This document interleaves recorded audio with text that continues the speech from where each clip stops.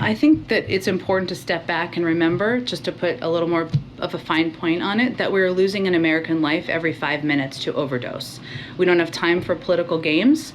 The president's focused on saving lives through harm reduction programs. That's exactly what we're talking about here. They work in red states and they work in blue states. We know they save lives. They help connect people to treatment and recovery. And they were endorsed this week by a bipartisan commission co-chaired by Senator Tom Cotton that examines steps we must take to address the devastating toll of overdoses. So what I would say is this is not a game. This is not a political game. This is an epidemic that is taking the life of an American every 5 minutes, and we need to work in a bipartisan way to address it.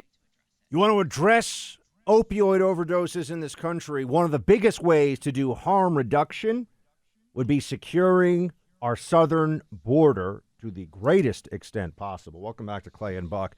The White House now drilling down on the issue of opioid overdoses. 2 out of 3 overdose deaths last year were from opioids. Over 100,000 Americans died. Now there's been a commission, the U.S. Commission on Combating Synthetic Opioid Trafficking, just published a report yesterday that you had 1 million people, 1 million Americans died from opioid overdose from 1999 to present. And the numbers keep going up year over year in recent years, such that we actually have reductions in average American life expectancy for people in the mid-range of life, let's say 25 to 50 or so, because of the massive, and below 20, 18 to 50, because of the massive increases in the amount of people who are dying from this. Now, she's correct on some points. An absolutely essential cause, Clay. I mean, to stop the scourge of opioid overdoses in this country is a national. This is a true emergency. This isn't climate change. In 50 years or 100 years, we think this is right now. This is people listening to this who have lost loved ones, have lost family members, friends, colleagues, coaches, teammates, you name it, to drug overdoses. 2 out of 3 of these overdoses are opioids. And here's the part of it, though, that they are not going to focus in on. This is coming across our border from Mexican drug cartels. The Mexican drug cartels use the human trafficking flow to bog down Border Patrol members so that they are processing, bringing sandwiches and water and doing, COVID testing or not doing COVID testing, as the case may be. They're bringing people, resources, and that means that the border is then wide open. And the cartels, I've seen this in real time. Then they'll just run a pickup truck, or they'll run people on foot where they know there's not going to be any coverage because there's such a huge human trafficking flow. And then there's also the China component of this, which I'll get into in a moment. But Clay, if they're going to be serious about dealing with the drug overdose scourge in this country, they have to look at the porous border and make changes, and they won't. So they're identifying a problem, but once again, the Democrats aren't serious about the solution. Giving out crack pipes is not going to do it. Well, it's unfortunate. There's no doubt. And also, I think this is directly connected not only with the border, but with the shutdown and lockdown policy. Because there's no surprise that the overall number of opioid deaths skyrocketed when suddenly you weren't allowing people to be surrounded by their support structures, whether it's going to addict meetings, whether it's going to church, whether it's being able to interact with their friends and family. And this is an important detail. As we have set a high, that's a crazy, unbelievable, awful number, Buck. 1 million people since 1999. We also have to think about years of life that are lost. And this is something that I've continued to hammer throughout the course of all of this COVID madness.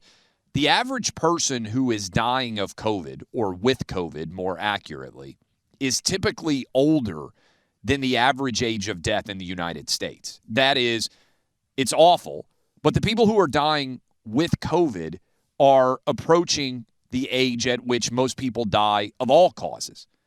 When somebody in their 20s or 30s or 40s dies, Buck, they are losing 40 years or 50 years or sometimes 60 years of life. And so this is why, and it's everybody out there understands it, it's why when you go to a funeral for someone who is younger that has died, it is such an awful feeling compared to when you go to a funeral for someone who's 85 or 90 and it's a celebration of their life. What we are doing is destroying young people's lives by not protecting our border, by not fighting against all of these drugs that are coming in, and then by not allowing people to live their normal life. We have stacked up tens of thousands of additional deaths that would otherwise not have occurred if we had never done lockdowns. So they agree, this White House agrees that there's a massive problem, and the numbers show that beyond any doubt whatsoever, and they're getting worse. This is one of the areas in public life, just like crime has been getting a lot worse recently, and you can't avoid those numbers. The opioid, we set an all-time record last year, and let's work backwards from the ground zero of the problem, if you will, all the way back to the supply chain of these lethal substances. You mentioned the lockdowns, Clay.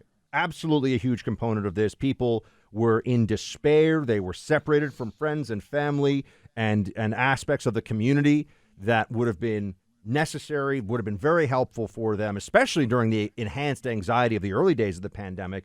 So that was, and who pushed the lockdowns? Now, I just put that question out there for them. Who pushed the lockdowns, and who was saying we need openness, we need people to be able to. Now you step up, and then you step back a little bit.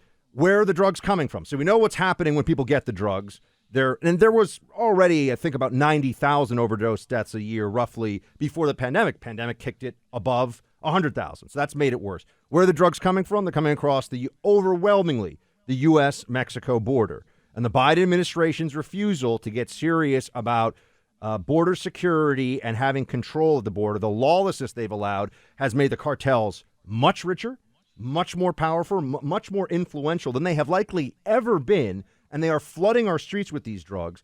And then you can step back even further than that to China, because the Chinese Communist Party is refusing to crack down on the precursor chemicals. It's really only like a 3 or 4 step process, and now we're getting kind of Breaking Bad here, but it's a 3 or 4 step process to make these compounds, to make the fentanyl and the carfentanil and these things. And the precursor chemicals, Clay, are being shipped to the Mexican drug cartels in massive vats by the Chinese Communist Party. So you're seeing here how this whole system works. The Biden administration, to address this, is doing what exactly? Trying to give out clean needle programs and pipes, trying to increase funding for, substance abuse centers. By the way, substance abuse centers is good. And I'm not saying that those aren't things that might have some effect. But if you want to get to core baseline, how we stop the flood on our streets and stop people from dying from this, you need a Democrat Party that is much more serious about the, dare I say, root causes and origins of the pipeline of these illegal drugs. What would happen if we had a trucker convoy? I like the idea of them being in Washington, D.C.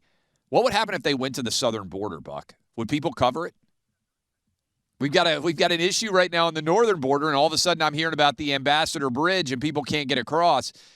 If truckers went to our southern border, would the media be forced to travel down there and cover it? It would be fascinating, Clay, because what you're seeing now with Trudeau saying they're Nazis, they're racist, there's Confederate flags, it would be that times 100 from our own media. If truckers just went down to the border and said, we need a secure border, we need our brothers and sisters in America to not have ready access to the illegal fentanyl that's flooding the streets from the drug cartels across the southern border, they would just say they're all racist. That's what would happen. They would say they're all racist. I mean, it's horrifying, but I think that is the reality. It would be interesting. I think you're right, because anytime you make a strong argument, they don't engage in the argument itself. They just immediately go to the politics of personal destruction and say you're racist, you're sexist, you're transphobic, whatever it is. That's the number one attack right now. We mentioned, the UPenn swimming issue. How dare you be so transphobic? Yeah, it's hugely transphobic to believe that men should compete against men and women should compete against women. But that's where we are.